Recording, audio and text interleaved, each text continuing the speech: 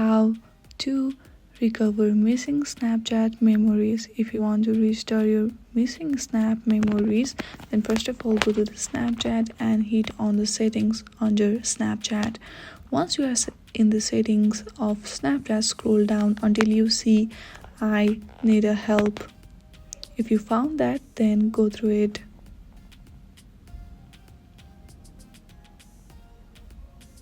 Then on the search bar, search for troubleshooting memories.